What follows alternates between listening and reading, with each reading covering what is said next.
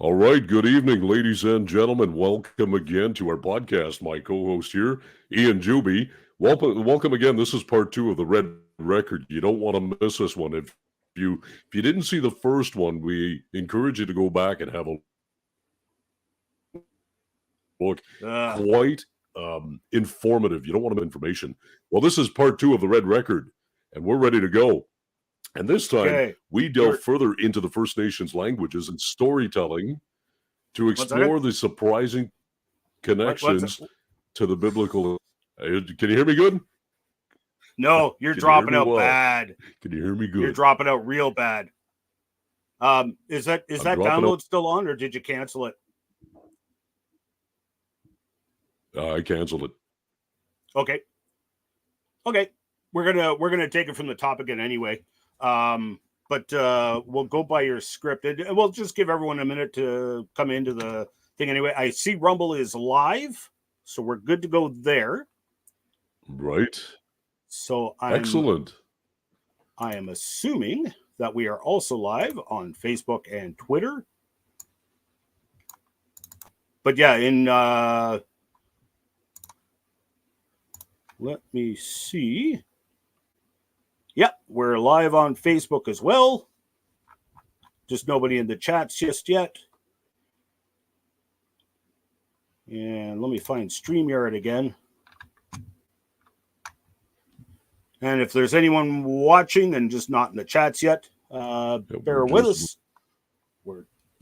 Oh, man, you're dropping out real bad now. I'm not sure why. It was perfectly fine up until 30 seconds ago. I thought it was when you went live. Wow. Okay. There's Bill Taylor. Good evening, Bill. So tell you what, it should be locally recording anyway. Iron Matt in the house. Howdy from Texas. Good evening, Matt. So tell you what, why don't you go ahead, haul open your script there, Al, and just take it away. And if it drops out, that's okay. It's still locally recording. And hopefully I could follow along with you. Go for it. Well, that sounds good. All right, let me know if anything transpires on your end. So once again, we want to welcome everybody to the Red Record Park and take a look at that one. Very informative with a lot of information that you don't want to miss. Well, this is part 2. So welcome to Genesis Week. We dive further into the First Nations storytelling to explore the surprising connections to the biblical account. And we answer some mailbag questions about why God created us. This is Genesis Week.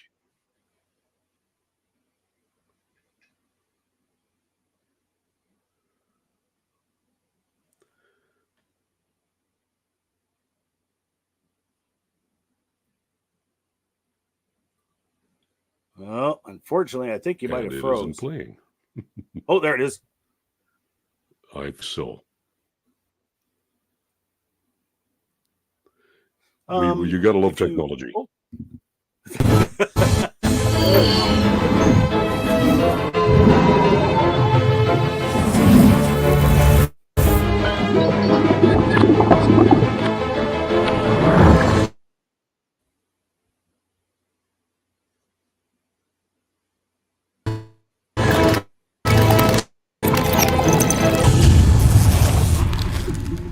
All right, well, welcome again to this episode of Genesis Week, the weekly program of creationary commentary on news, views, and events pertaining to the Origins controversy, made possible by you, the supporters of CORE Ottawa, Citizens for Origins Research and Education.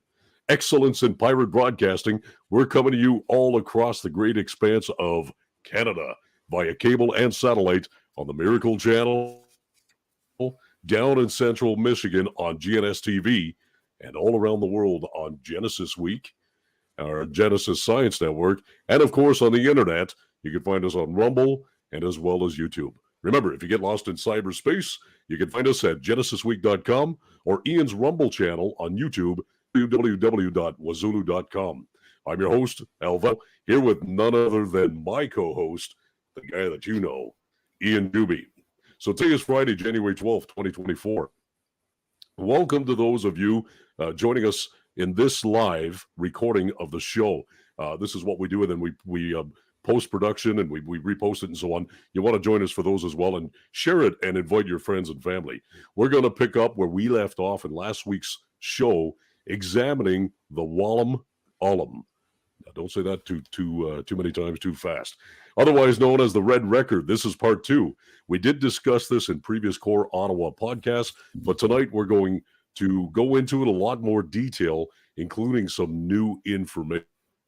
Ian, how you doing tonight? I'm doing pretty good, Al. And you know what? I just noticed Deborah from Nova Scotia was in the chats. And Deborah was the one, I'm pretty sure that was, she was the lady that asked last week about possible Hebrew letters in the Indian pictographs. And so anyway, I answered her question last week. So welcome to the house there, Deborah, and as well as Matt and John Davis. Boy, we got a whole full house tonight. Thanks for everyone for joining us for the live.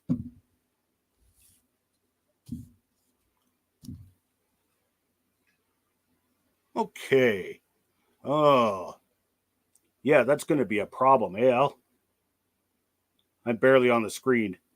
What are we looking at? I'm looking at the live stream feed. I see your blue shirt. Yes.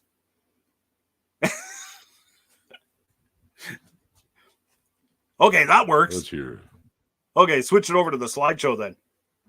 That you works. Could even, okay. Yeah, you could even take the. All right. You could even remove the leader video from the studio per se, if that helps any. Yep, but look at this. Done. Look at this. Oh, now you're way down. You're way ahead of us, though. You're in down like slide like 3 or 4 or something. Isn't that strange? We kind of jumped into that one. There we go. Oh, that James newcomer's in the house too. Who let him in? There we go.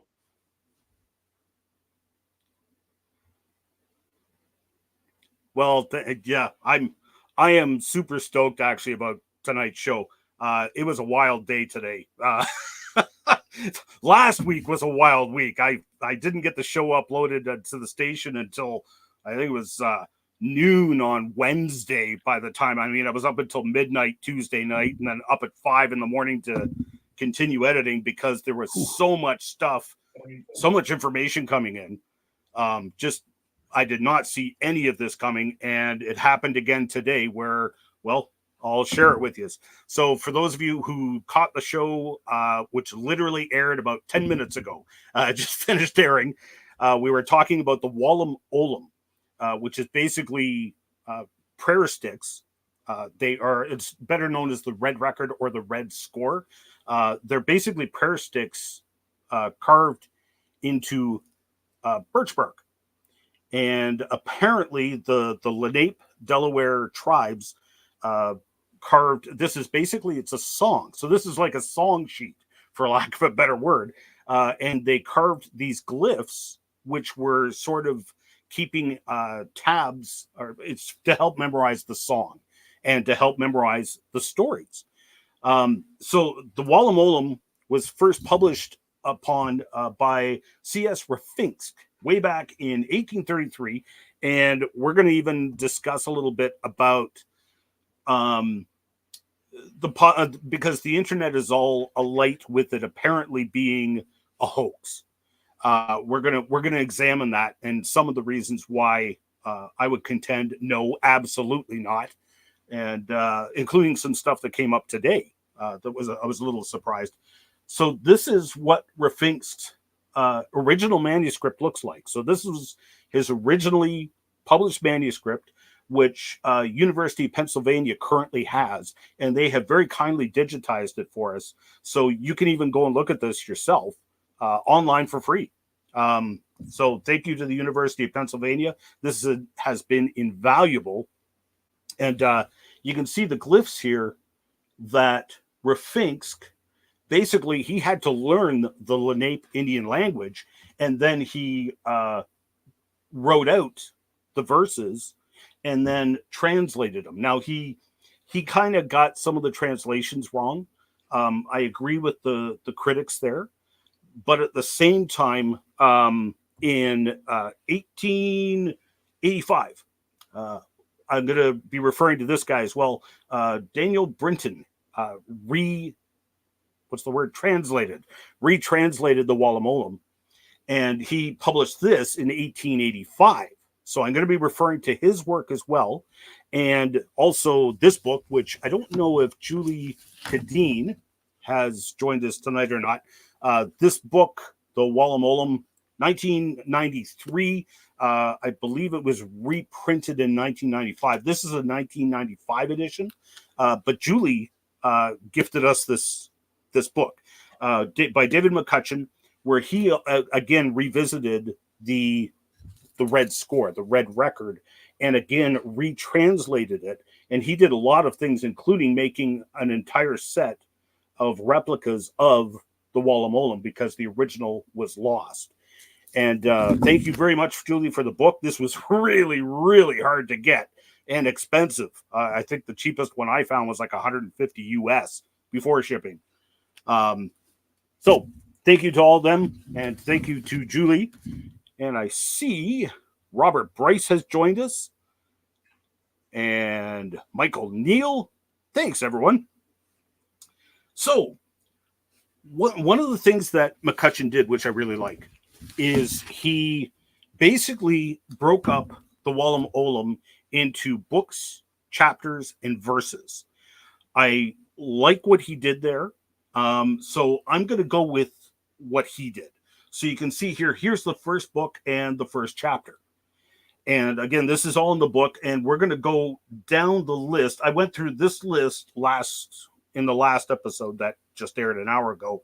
And for those of you watching this by television, it will have been last week's episode. So episode 10 of Genesis Week. We went through the entire first book. And we're going to revisit this because a whole pile of questions came up last week from that show. So this is what Rafink's original notes in his manuscript look like. So he basically traced the glyphs. So they're like hieroglyphs, like Egyptian hieroglyphs. But basically they are depictions of that Indian hand-talking sign language with, the sun crossing the sky, and you could depict what time of day it was and things like that.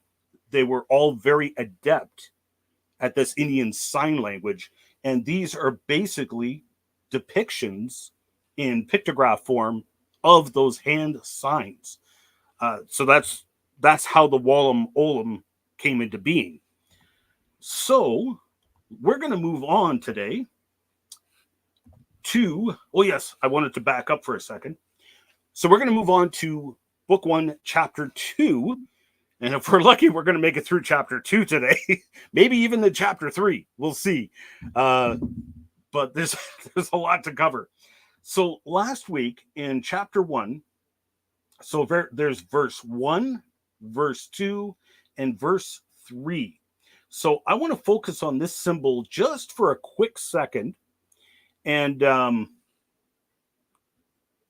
you get the slideshow up, Al? It's not on the screen. Oh, there he is. I believe so. Let me just choose it here. There it is.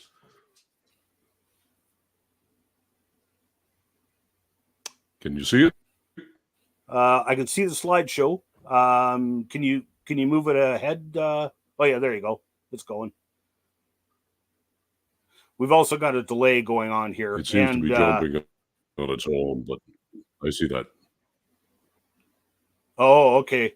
Yeah, it could be your mouse clicks actually, depending on how because you're working on multiple screens. So I mean, your mouse clicks will do it, the cursor will do it, the arrow keys and everything. Yep. Oh, and the mouse wheel as well, I think. All right, let's go back.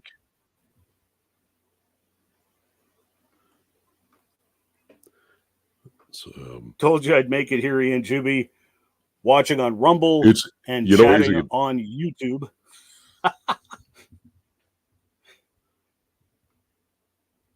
It's funny, it keeps jumping on its own. The slides keep changing, and I'm nowhere near the mouse. Very strange. All right. Which slide would you like, sir? Okay, keep going ahead. So it's changing on its own. I wonder if it's on timed slides or something. That's weird. Okay, that's the one right there. Oh, is it? There you go. Okay. Okay, so for those of you watching by the live stream, we're looking at this one right here. So this is a very common glyph. This is the Great Spirit, basically the creator God.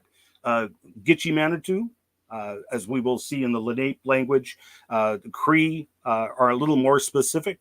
They call them Sayi Gitche Manitou, and that sometimes it's a G, sometimes it's a K. It depends on the dialect. But Gitche Manitou, same thing, same idea. And this glyph, again, bearing in mind that the glyphs are based upon the Indian hand signs, the hand sign language, which they all communicated with, all of them. And they were all very adept, even cross-culturally, cross-languages. The deaf and hard of hearing could communicate using this Indian hand sign language. And so these are depictions. So that's one of the reasons why these glyphs are so common and cross culture, cross language barrier, everything. But so this is the symbol for the creator spirit. And so here you can see some examples. This is Rafink's tracing in his original book. Basically, Brinton and McCutcheon were both operating off of Rafink's drawing. And so they were, so basically they're just redrawing from Rafink's manuscript. But Rafink's, of course, translated this as primordial, of all present. In fact, what it is depicting is basically an eye. So it's like an all-seeing eye with compass points, north, south, east, and west. And so it was omniscient, omnipresent, all-seeing, all-knowing. That is what is depicted here. And you can see the same common glyph, even in the Pueblo Indians. This was their version of it, way down in the southwestern U.S. So this was the Delaware, up in the northeastern portion of the U.S., yet tribes down in the southwest were using basically the same glyphs. It's the eye with the 4 cardinal points. The Sioux Indians, which were right up here into Ontario. I lived in Sioux Lookout, Ontario, for many years. So they also depicted it. There's the all-seeing eye. Sometimes they just had a dot in the middle. Sometimes it was a circle.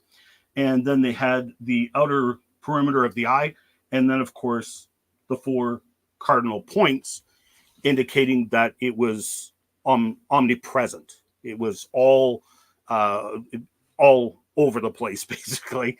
Sometimes they depicted a simpler version of just an eye with either a circle or a dot. This is going to be really important in just a minute. So there's all of these. And can you move ahead a slide, Al? Or is it still giving you a hard time? Well, so far so good. Okay, keep going. I stopped you at the wrong place. My apologies.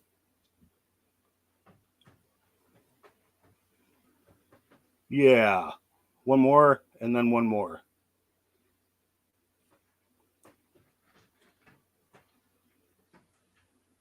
That's the one. They won't be able to see much, but that is the slide. Yep. So, using McCutcheon's breakdown into chapters, books, chapters, and verses, this is book 1, chapter 2. And right off the bat, this is what I spent most of today working on, was this very first glyph. And I've picked up on some things that none of the other translators have even looked at, and I'm honestly not sure why. So let's take a close look at that first one. Again, these are the verses in the song.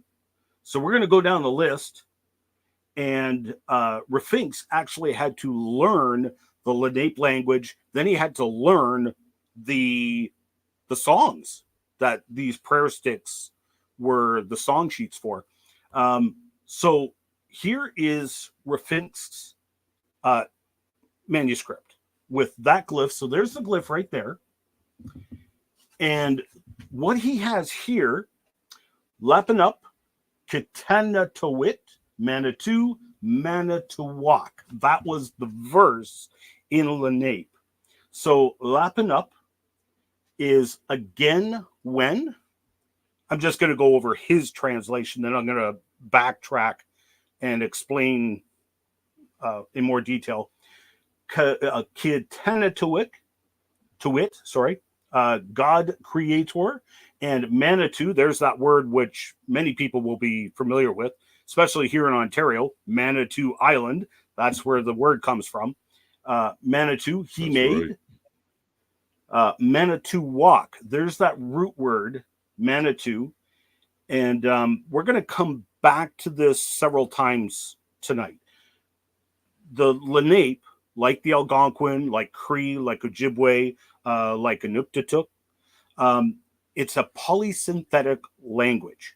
So they literally take a bunch of words and glue them all together to make really, really long words. So one word in Lenape or Algonquin or Cree can literally translate to an entire sentence, sometimes an entire paragraph.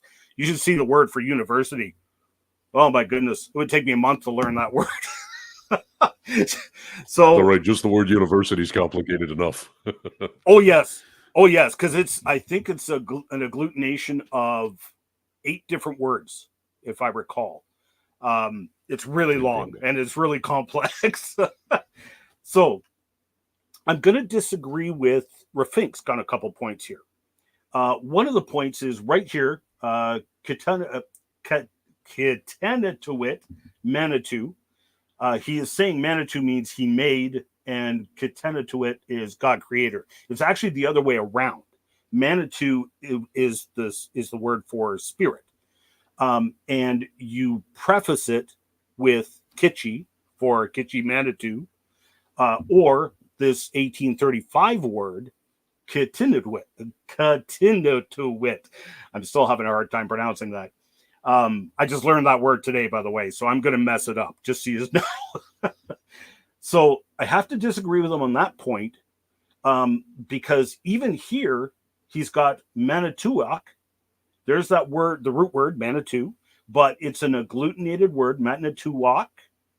And notice he's got it, the spirits. He's correct there. He's referring to that word Manitou, which is spirit. So Manitowok, the spirits or makers, okay? So basically, what this glyph is talking about is, again, the God creator made the spirits or makers. That's what Rafinks translates it as. I'm going to disagree with him on that translation, and here's why. First of all, and you're going to want to move ahead a slide on this one, Al. Probably 2 slides. Oh, no, that one right there. Perfect. So, hopefully everyone can see this. We do have a comment here. Robert Bryce. Al needs to keep up with the board. Yeah, we know that. He's an amateur. It's only his second time doing this. My apologies. What you're pointing out is very small, even on my big screen. Yes, and I was concerned about that. So, and I'm not quite sure what to do about that. I blew it up on the slides so you could see it a little better, but yeah, it's going to be tricky. So, what hopefully you'll be able to see this. I've highlighted it in yellow. So there's the glyph. We're going to blow it up even more in just a second. So here's the glyph here, but what I've highlighted in yellow, notice the 3 spirits. The glyphs for 3 different spirits, they're all tied together. This is highly unusual. So what this glyph is showing, it's talking about our creator, but it is literally showing that our creator is actually composed of 3 spirits.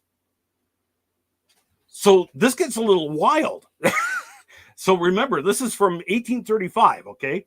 And we don't know how old the Walam Olum is, but presumably before the time of the missionaries.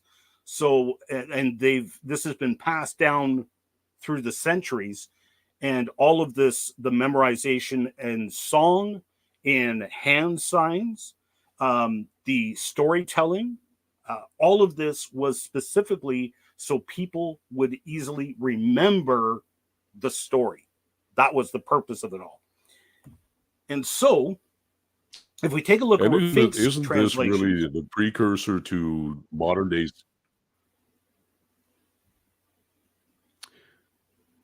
Sorry, can you hear me? You dropped out there. Sorry, modern day what? I was going to say, isn't this really the precursor to modern day sign language as we know it today? Yes, the Indian hand signs, correct. It was actually the inspiration for ASL. They took it and ran with it. And sadly, they replaced, as part of that whole, here we go with those words that I was forgetting last time we did this, concerted effort to eradicate the red man and replace him with white man, trying to remove the Indian, which included the hand sign language, unfortunately. But yes, you are correct. It was the precursor to ASL, and they replaced the Indian hand signs with ASL and forced them not to use Indian hand signs anymore. So that has almost been lost to extinction.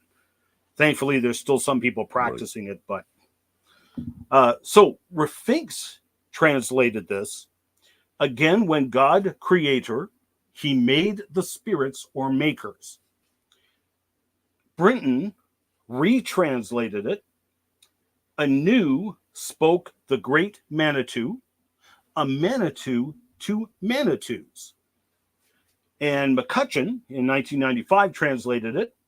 Again, the Great Spirit created, the Creator spirits. So what I've been doing with all these glyphs is I've been looking at these 3 guys, these 3 translators, and adding in my own translation and interpretation as I could. I'm still very much an amateur. I freely admit that. But I'm going to explain my case. These 3 spirits that are in the glyph, no one seems to have really understood it. And there was a meme I wanted to share. I could not find it today, so I don't know if I could have even shared it on TV, but it was basically one of the Christian memers on Facebook made this meme where the guy was trying to come up with analogies for the Trinity, and it caught fire, and this was heresy. It was hilarious anyway. So I think I've seen that one. Yes, you can picture it. So really, I think that's what's going on here, is because what they are attempting to show in this glyph, they are basically trying to depict the Trinity and trying to explain the Trinity in both hand sign language and in glyphs. I think that's what's going on here, because why else would they have 3 spirits? It doesn't make sense otherwise, especially when you consider. So let's take a look at this word right here, Kitanatuwit. Try that again. So this is a very unusual word. So from nativelanguages.org, they had a very nice write-up here, and I just want to read that write-up because it's very pertinent to this translation, because you notice he has it translated, Rafinks translated it as God creator. But listen to what they said. Unlike most other Algonquin folklore, could you move ahead a slide there, Al? Move ahead one. One more. That's the one. Oh, there we go. So, unlike most other Algonquin folklore, Lenape stories sometimes personified the Great Spirit as a human. Interacting with the Lenapes, other Lenape myths treated Kittanatuit as a divine spirit with no human form or attributes. Kittanatuit and Kitan were used as translations for God in early translations of the Bible into the Lenape and Wampanoag languages. I probably butchered that pronunciation. Oh well, I'll try. And indeed, many Algonquin people today consider the Creator and the Christian God to be one and the same. So, what they were apparently, with this very unusual word and very unusual glyph, they were trying to convey a very complex message, picture. And this other word here, lapinup, so lapi is the root word for again. So I have not been able to find this word in modern day Lenape dictionaries. But from 1885, Brinton does point out to this word, and it's an important word. He cites a Mr. Anthony, which I believe was one of the Moravian missionaries who first reached out to the Lenape and trying to learn their culture, learn their language, etc. And he points out that Mr. Anthony translates this word lapinup as again he spoke. Now, this is really important because let's back up and take a look at this verse again, and we'll take a look at my translation. If you can go ahead, one more slide there, Al, maybe two. Yeah, there. So we're there now. If we take a look in Genesis, all throughout the first chapter, over and over and over again, and God made the beasts of the earth, and God said, and so God created man in his own image. Over and over and over again, it's talking about God singularly. Then suddenly, in verse 26, and God said, let us make man in our image. Hold on a second here. And this is the first indication we have of the Trinity in the scriptures. So I think this is the problem that the Lenape ran into in trying to describe this, because it's singular and then suddenly it flips. Now it's plural and then it flips back to singular again. So for example, oh yes, I wanted to touch on this first. Another thing, of course, which many of you will already know, is when we read the scriptures, you're never just going and reading one verse, right?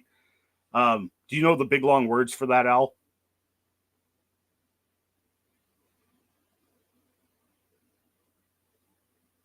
Oh, I think we lost him. Here we go. Can you hear me? Yep, I can now. If you go ahead, one more slide there. So do you know the big long words for when you take a look at multiple verses and not just one verse? No, I can't seem to think of that, what it's called. Where are we here? Sorry, I'm trying to find the slides. It's jumping kind of all over the place and not allowing me Yeah, I wonder why it's a doing slide that. in particular. Okay, yeah, keep going back.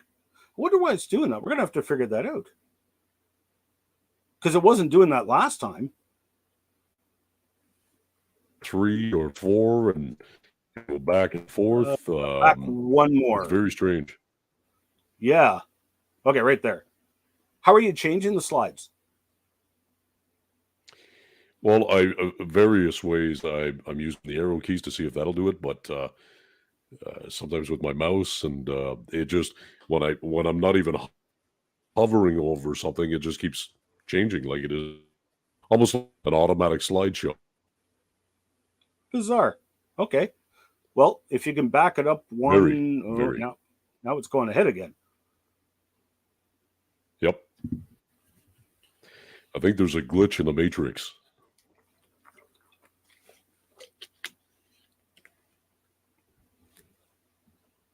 Okay, one more if you can. Back. Right there. Okay. I'll do this real quick. So just like with scriptures, eisegesis and exegesis, you never just look at one verse. I would suggest we do the same with the Lenape prayer sticks. So when you look at this, here it is, again, the Great Spirit created, the Creator spirits. But it goes on, the Great Spirit created, the Creator spirits, living beings, immortals, the souls for everything, then the spirit ancestor, grandfather of men, etc., etc.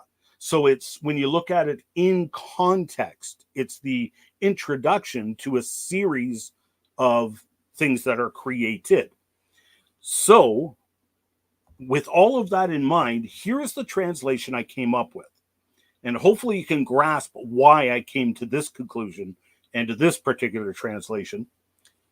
Is it going to let you go ahead one, Al? Bingo. Is that the one? Hey, we did it. That's the one. So this is after much debate and prayer and looking up words that don't even exist anymore, because the Lenape language is just like Old English and New English, modern English. The words change, some become extinct or disused. Some of them change meaning, like in Old King James, the word let would actually means to hinder. Whereas in modern times, if we let someone do something, it's permissive, it's not hindrance. So things like that. So this was a lot of work. But with all of these things in mind, this is what I came up with for this verse. So verse 1, chapter 2, book 1.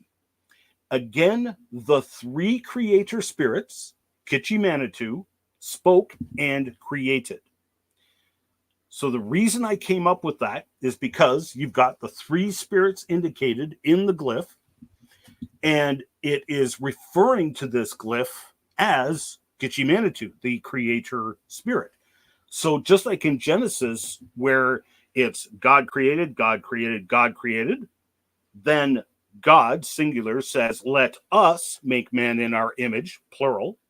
And then it goes back to, and God made man in his image. Back to singular again. So this is why, these are all the reasons why I translated this in such a way. So this is my translation, which incorporates the other translators, but also my understanding of the glyphs, how they work, their interpretations, and the interpretations of many of these words which no longer exist even. So this is what I came up with for verse 1. And it's quite profound, because why three spirits? It's remarkable. So let's move on to verses 2 through 5. So again, we're just going down the prayer sticks now and taking a look at the glyphs in sequence. Is that still fighting you, Al? Oh no, you got it. Yeah, that's the one. That's the one. Yeah, that's even the right one. Look at that. The odd one works. Okay. But there is a delay. Yes, there is. I noticed that. But that's fine. We can work with that.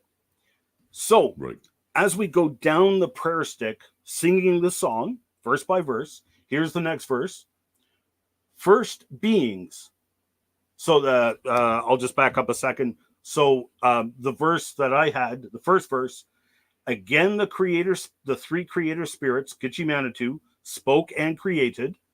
The first beings, mortals, soul, and all.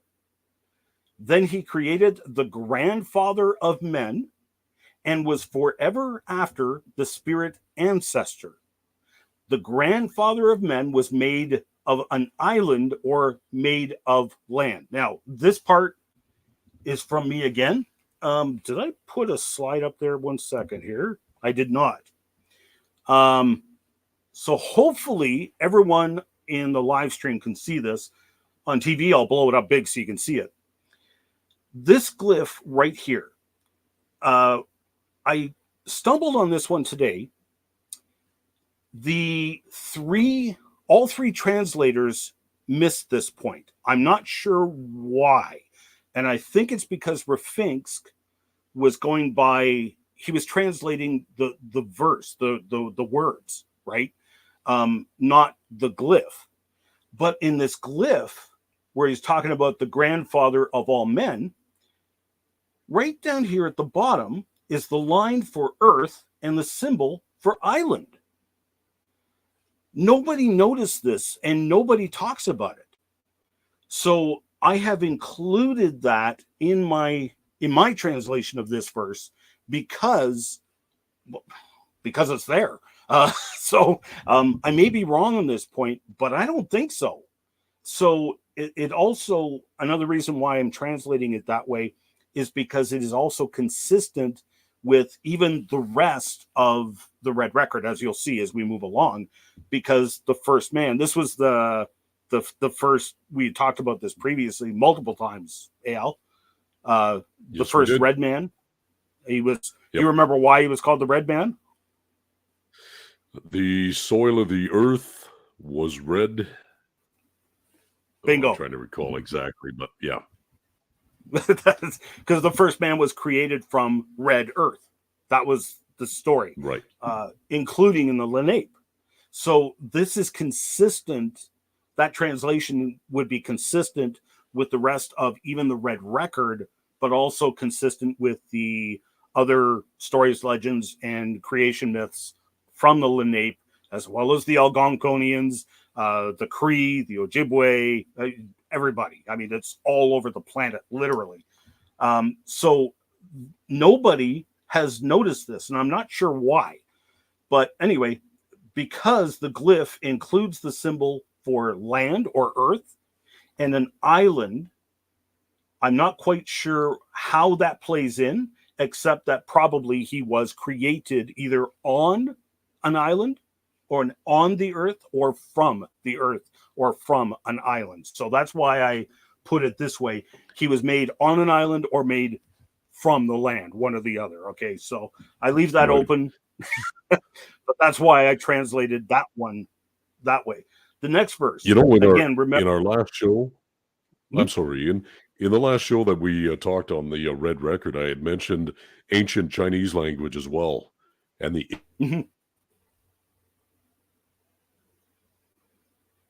imagery, it's amazing if you research that as well. You're going to find, for example, the ancient Asian language, when you look at the flood, it's a mixture of their imagery where they add, let me just pull it up here. I don't have it on the screen, but I'll just describe it. So they add flood plus water plus total plus together and earth, and then 8. If you add all those symbols in the ancient language, it's their word flood. And there's many more. Boat. So this is the ancient word for ark or boat, and it's vessel plus 8 plus mouth or people, 8 people. When you add them together, it equals boat or ark. And it goes on, garden and create and all of these other ones. It's very similar in this sense that they mix a bunch of different images to create one to tell a story.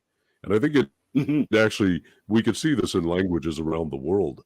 It's amazing how we could see it here and then in the ancient Chinese language as well. Yes, and we should do a show just on that topic alone, because that's a fascinating topic. We should. The ancient Chinese characters.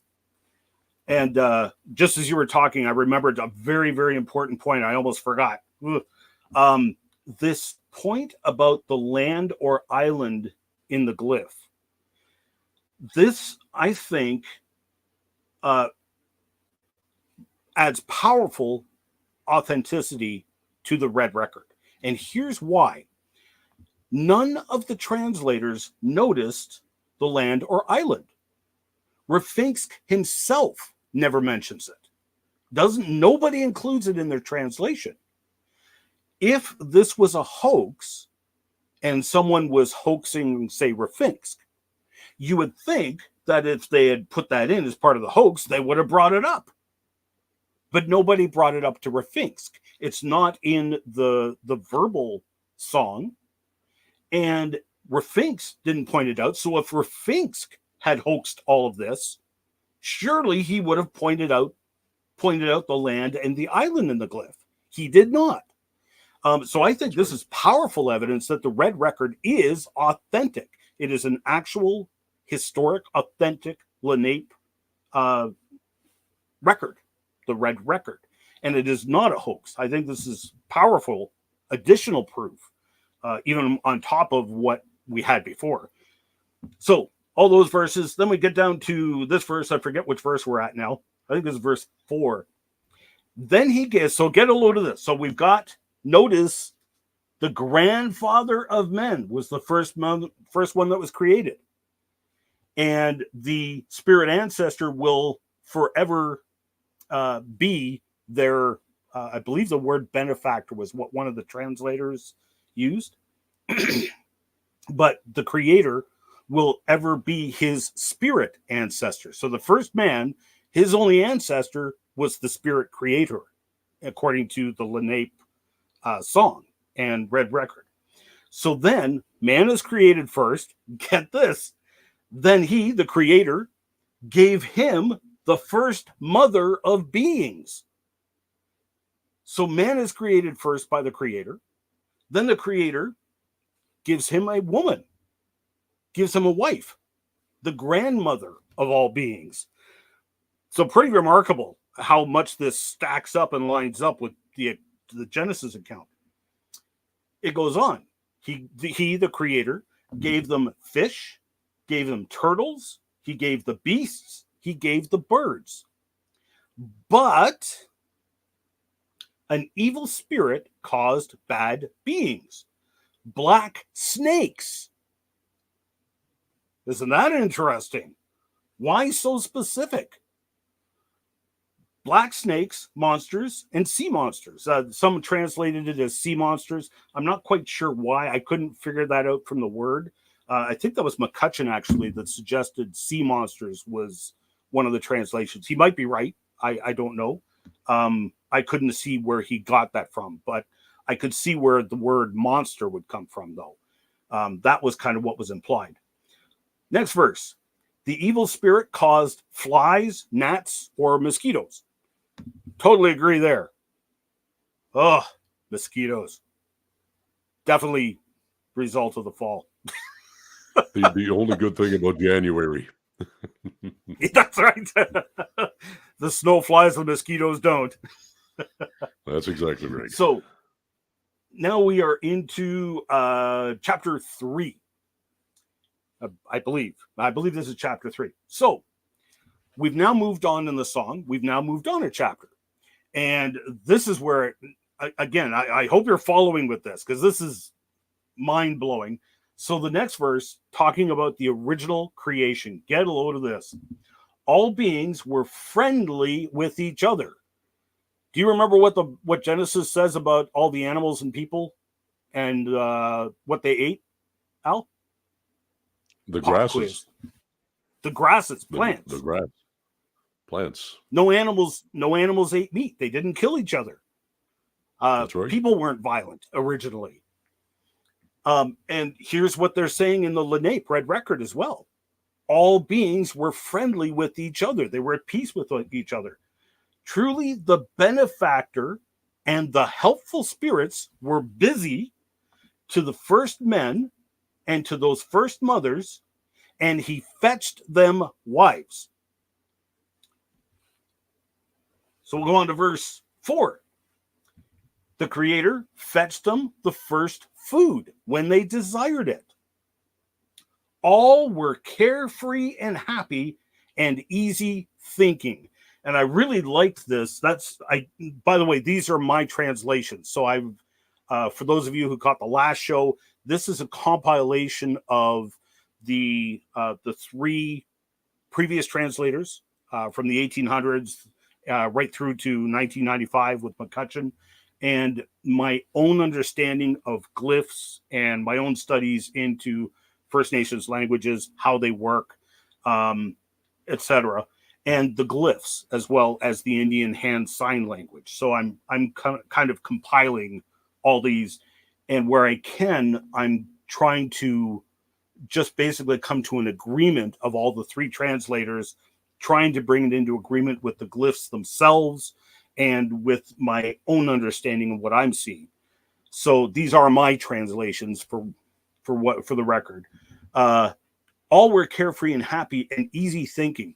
I specifically chose those words. McCutcheon used something along those lines, but when you take a look at the original Lenape words in the song, this is kind of what they implied, was that thinking was in itself easier back then at the beginning of creation, which again comes back profoundly to the creation science community about how people at the beginning were hyper intelligent and were actually losing intelligence over time, which is contrary. It's what's the word? Counterintuitive to what most people they think. Oh, well, we've got computers and stuff. Adam and Eve didn't have computers. Clearly, we're more intelligent.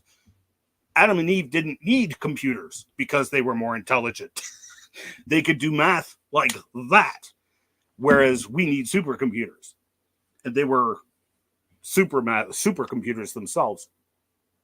I've heard somebody say, imagine making a copy of a copy of a copy of a copy of a copy, and how time and copies degrade over time.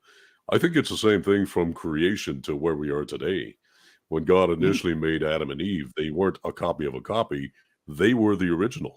And as the generations followed, the copy of the copy of the copy, plus you've got the diseases and everything that goes along with it. Of course, the original is going to be the best of the best with the memories and the knowledge and everything else. And I think they were much more advanced than we are today. Yes, I agree. I'm just going to go through a few comments real quick here. George Silverman, we got some comments from Rumble too. I'm not sure if I can bring them up. I will try. If I can find my molds, I'll send you plaster castings of pterosaur tracks I found in San Antonio. I would like that very much, actually. I think, George, you had sent me some plaster molds before, did you not? Cyan Ravenel, boy, that's a long comment. That's a lot of words. Okay, give me 1 second. I'm going to see if I can. While you're looking, I've got one on Rumble, RLB 706. I love this one. It says, Ian is the professor, teacher, quizzing Al like my teachers used to do. Beautiful. Beautiful. Okay. Hopefully you can read that on the screen.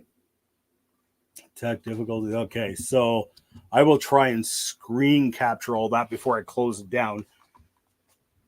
Okay. Remove. Okay. I took off your slides. There. I just put them back. Okay. Let's move on. Next verses. Oh, new comments. Oh, yes. George just says that he was the one that sent me casts. Okay. So next verses, I forget which verse we're at now. So this is after a perfect creation. Everything is in unity. There's no violence. Animals are not eating meat. They're not killing each other. People are not fighting each other. It's a peaceful world. All is well. But then, very secretly, came an evil snake god. A priest snake, a worship snake on the earth. Wow. Why the snake? Isn't that profound? Yeah, and look at, and I went over this like 4 or 5 times because the previous translators, they said things along these lines, but they also swapped out the words.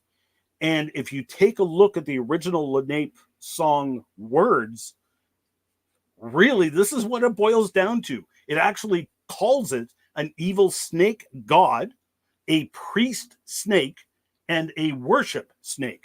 And of course, for those of you who have read the scriptures, it talks about how Lucifer, before he fell from heaven, he was a musician. And he would lead worship in heaven before he got kicked out because he tried to take over heaven. So it's just stunningly profound to me. And again, what if you were hoaxing this? Why would you put this stuff in there? It doesn't really make sense. However, okay, so the snake god comes, and brings with him there on earth wickedness, crime, and unhappiness. The symbol here. There's the snake, by the way, for those of you following along. And he brought with him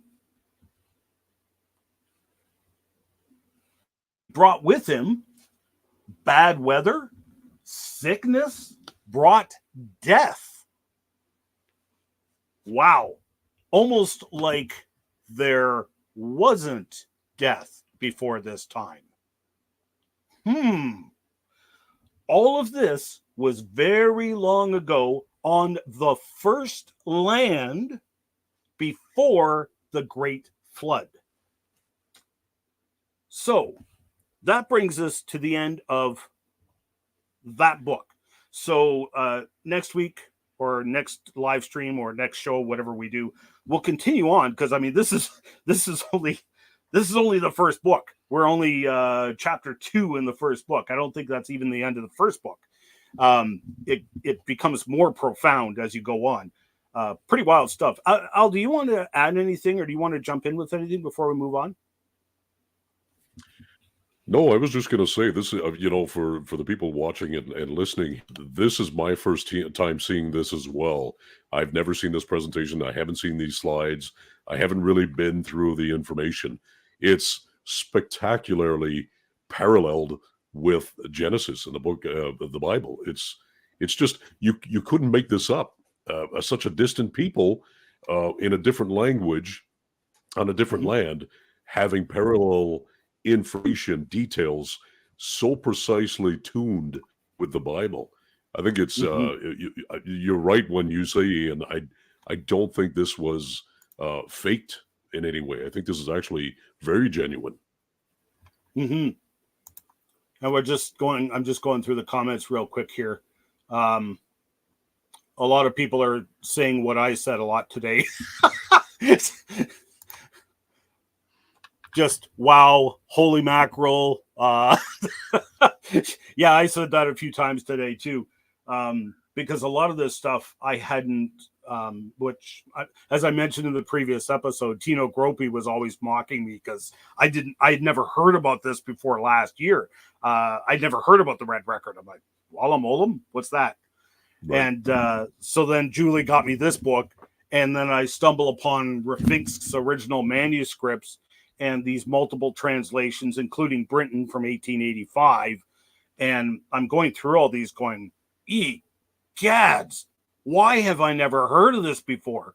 And fortunately, because of the past year and a half, past 2 years, only because I've been, I believe the Lord has called me to move into working with the First Nations people here in Canada, that I've been learning the First Nations languages. I've been learning their cultures, their stories. I've been working on educational programs for First Nations kids, literally right across the country. So I'm trying to learn multiple languages and cultures. And one of the reasons for all this, which Al and I actually have a history here. We go back quite a ways. So one of the reasons I'm bringing all this up is we're working right now on a children's creation science show. Now, it is not a First Nations kid show. However, one of the kids in the show, so it's 3D animated, and it is myself and 5 super genius kids, and we are all at the Tech Valley Science Center, and we explore God's creation using the inventions that the kids are producing in slave labor. Yes. So these super genius kids come to the Tech Valley Science Center, and we all work together and we develop their inventions, and we have a lot of fun. We travel literally around the universe, go under the oceans, etc., and explore God's creation and learn about the Creator and Christ, who is that Creator. And one of the kids in there is a kid I call Jeremy, and he is so far. He's the only really developed character. So Jeremy comes from one of the remote First Nations tribes in northwestern Ontario. The primary focus of the show is a Canadian show, focusing mostly on Canadians. And in particular, Jeremy is a Canadian First Nations child. So while he grows up on the reserve, he sees that the water problems, the drinking water problems on the reserve. He sees that his mother, she can't really bathe the baby because just bathing the baby, their skin turns red. Just doing the dishes, his mother's skin turns red from the water. And so he teaches himself basically civil engineering.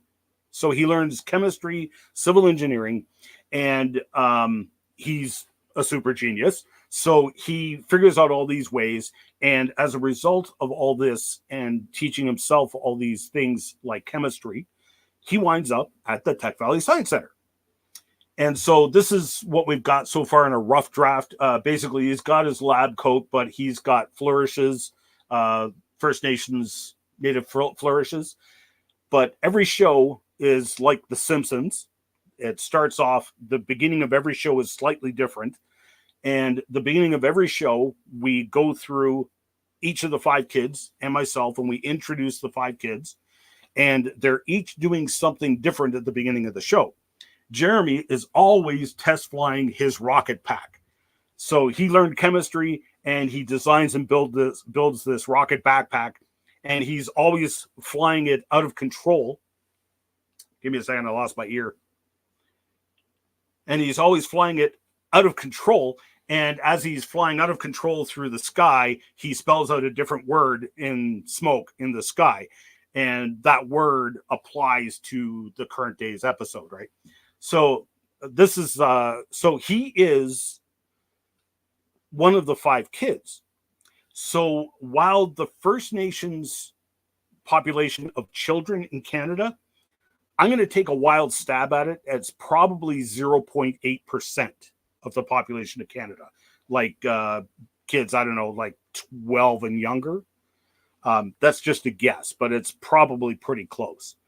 So even though First Nations children only make up 0.8% of the population of Canada, 20% of the show is specifically targeting that viewer audience and looking to educate them in both in science and technology and their culture. Because Jeremy has a fascination and obsession with First Nations languages, storytelling, like what we just went through with the Walam Olum.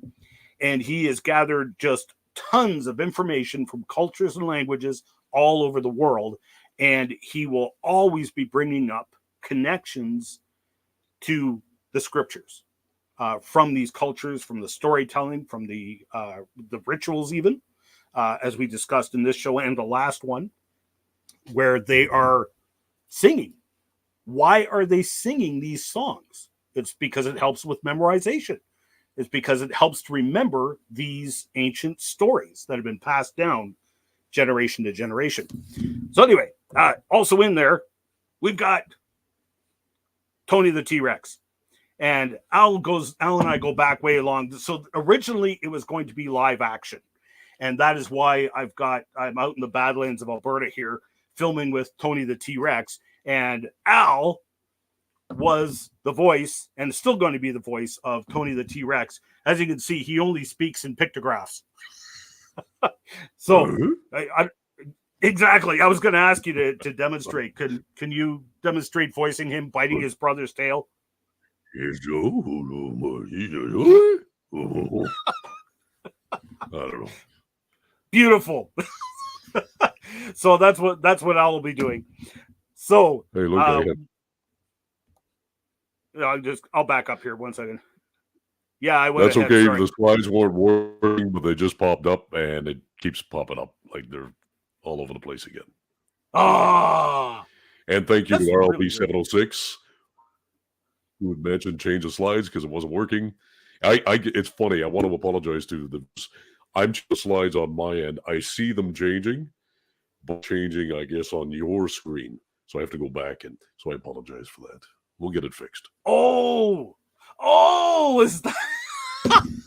I never thought about that. Of course. That makes total sense. Of course.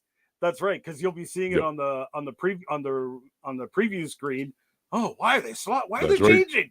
That's because I'm changing them. That's right. Yeah. Sorry, folks. That's Al and I having a fight here. So I never thought about that. Okay, well, at least we've solved the mystery. Okay. So if you want to help out, please help out. We've kicked off the fundraiser. So I'm trying to raise the funds to produce the show. I've got artists here in Canada because this is for airing broadcast on TV in Canada. We of course have to follow the Canadian rules and guidelines for Canadian broadcast. So I have to have as much Canadian creator as possible in order to get my Canadian content rating, which is very important for broadcast TV. And this show will be on broadcast TV. So I've got artists here in Canada, 2 young kids, very talented, both of them, very enthusiastic, but they need computers. I'm going to need to pay them for their time. I have voice actors already lined up who have sent in fantastic submissions. It's been a lot of fun just getting to this point. But if you just want to chip in, givesendgo.com/Tech Valley. That will take you to the crowdfunding page. And if you can chip in and help out, by all means, first of all, pray. Please pray. This has already been almost 2 years now that I've already been fighting with this. And there's been so many delays. Anyway. All right. So please go check it out. You can watch the preview video there as well, where the video explainer, if you will. So at any rate, how about we go to the mailbag, Al? The mailbag. Now we're having issues with the mailbag, but that'll be in post-production. We're going to add that. So you want to go out and take a look at it.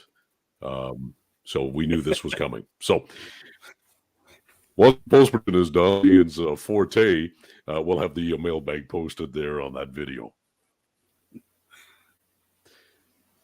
And that concludes our podcast for tonight. Any last words, No, Ian? it doesn't. No, it doesn't. We're going to the mailbag. It doesn't? Yeah, we're going to the mailbag. We are. Go ahead, 3 slides. All right. Are you able to pull it up? I can't pull up the mailbag. No. Just skip over that part. Just in the slides. This slide here. Can you see my screen? Oh, do I have that one? I do. Yes, you do. Yes, you do. Boom. So you want to take it and run with it? Just say, okay, here's the mailbag from this week. We had comments on Facebook. Yes, we do. We have a lot of comments here on Facebook. So you want to take a look at the mailbag? Here we go, kicking it off with Ian's mailbag. Enjoy. Yeah. But don't forget, you remember aren't the glyphs depicting a flat Earth? Oh, did you want me to say that too? See, we'll talk about this. There was no rehearsal here. This is beautiful. No, I know. All right, we're going to take you down to the mailbag. Let's take a look at this. And aren't those glyphs depicting a flat Earth? What's your say on this, Ian?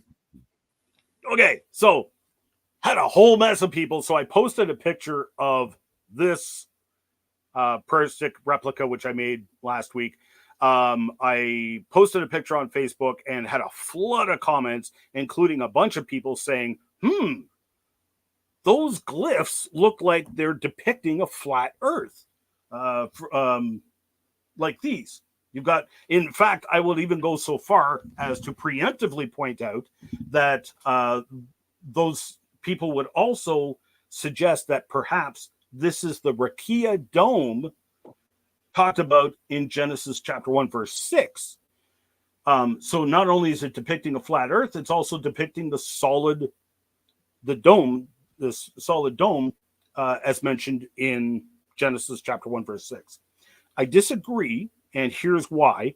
And Al, feel free to jump in, because Al already he nailed it before we went live. We were talking about this, and he just rhymed right off the top of his head exactly what I was going to say.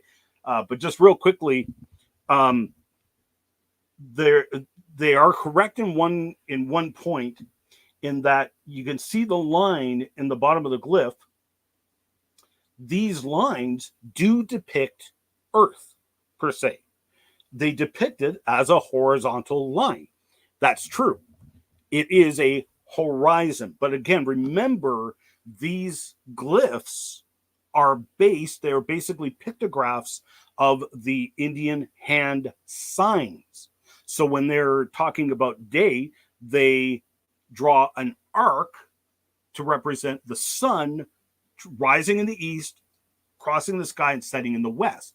It has nothing to do with, it's not a statement on the shape of the earth, a shape of the sky. It's nothing to do with any of that. It's simply a hand sign that represented the sun traversing the sky to represent a day.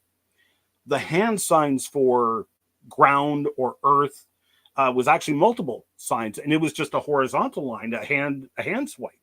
So ground level was one line, earth was two lines, homeland or home earth, basically your home territory, was three lines. So you have different versions of the hand sign for earth or dirt or ground, right? Feel free to interrupt me, Al. Yeah, I was just going to say, this is intriguing to me. The first thing that stood out was, I know flat earth believers believe that is a firmament, and that arc that you see is the actual firmament that the Bible speaks of. But in fact, it is the hand signals. So in the sign language, when they describe the morning, they're doing that arc with their hand, or midday, or evening. And they're creating that arc as a hand signal, not depicting a firmament, but just tracing the time of day with hand gestures. It's nothing more than that. And I think anything more is just clear speculation. But if we go by the actual events and the things that they actually depict and the hand gestures that they use, it seems very clear that it's simply a hand gesture depicting the time of day. And to take off from that as well, if we actually looked at some of those glyphs from chapter 1 in the first book of the Red Record, this was in the beginning. This was the very first day of everything. It was before time itself was even. No moon created. That's right. Right. The sun wasn't created. The moon wasn't created yet. Correct. And also that firmament wasn't yet created. This was in the beginning. At first, and it's interesting because the verse is seawater covered all the land. This is actually a depiction of seawater on the land. Mm-hmm. So normally this is a bowl shape for water, but it's upside down because it's covering all the land. So that's what that glyph is. And also, as you pointed out before we went live, some of these glyphs where it was talking about the creation of the sun and the moon and moving them, their motions in harmony. Notice it depicts the sun under the firmament during this creation day, which that's not the firmament. Again, this is just a hand sign. And in this particular hand sign, it was a hand sign for the moon. And this hand sign and glyph actually depicted the path of the moon across the sky. So the sun, if you want to play the Rakia card, the firmament card, the sun was in the rakia here, whereas in the next glyph, it was on top of the firmament. It's because it has nothing to do. That's not a firmament. It is simply a hand signed, and these dots are actually depicting the path of the sun. Or in this one, which was an especially fascinating glyph, it's depicting a meandering path of the moon in the sky. And there's the moon itself. So that's Rafink's original tracing of the Wallum Olum glyphs. Fascinating. And could it be interpreted as the glyph on the left? The moon is secondary one, the one on the right. The sun is in the sky while the moon is set.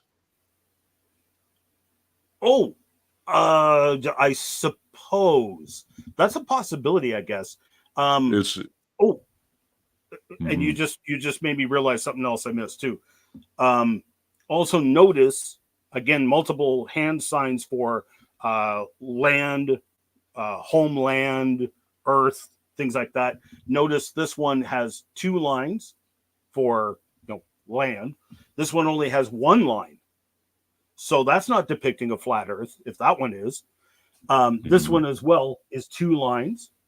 You might be right on that, but again, remembering that this glyph was actually part of the creation account, where it was talking about the stars in the heaven, the sun, the moon being created and being in harmony and their motion through the sky. So maybe that might be something deeper there. I don't know. But this last one as well, again, 2 lines indicating the earth, but it's an island. And the whole depiction here was that the island is basically, it rises up and it's solidly set in the earth. It won't move, and it is now ready to be inhabited. And it's very strange because all the translators agreed on this. I even agree with them. The Lenape words indicate that the islands that rose out of the waters, the deep that was covering the earth, and then the islands were brought forth out of that, they all indicate that the islands were pure as snow. Just a very unusual thing there, which again, I come back to the whole idea of this is a hoax. Okay, well, why would you put that in there? That makes no sense. Why would you put something confusing in to make it less believable? It doesn't make sense. Anyway, okay, so I think that is it. That is it. You want to close us out? Or how about we go? We certainly can. 1 second. Let me take a quick look at the comments, see if there's anything we want to. Sure. Robert Bryce will continue to pray. Thank you very much. I appreciate that. Ooh, Al is in sync. Oh, I like that one. Now that we figured it out. I never thought of that. Well, now that we know what the issue is, I think we've got it figured out. It only took 2 shows. And I never even thought of that because I've run into that. I've done that to myself on more than one occasion where I'm working on a laptop and my desktop at the same time. And I'm like, why, I'm clicking the mouse, like, why is it changing? And it's changing over here, So that's exactly right. Anyway, oh, what's this? Oh, Ben shows up. Leaving, closing. Oh, yes, we are. I'm sorry, Ben. But yes, we got to call it a night. Anyway, you want to read the closing lines there and we'll call it a night? Yeah, so we're out of time for this show, but thank you to all who joined us for the live recording. And please follow our social media pages for dates, times, and upcoming live streams, recordings, and join us in the chats. So we'll leave all of you with those words of warning and hope from our Creator, the Lord Jesus Christ himself, who said, I am the way, the truth, and the life. No man comes to the Father except through me. God bless you all. God bless and good night. I'll let you end it there, Al. That's it. I think you just did. Have a great night, all. Oh, I mean, click end stream. You're in control, so I'll let you do that.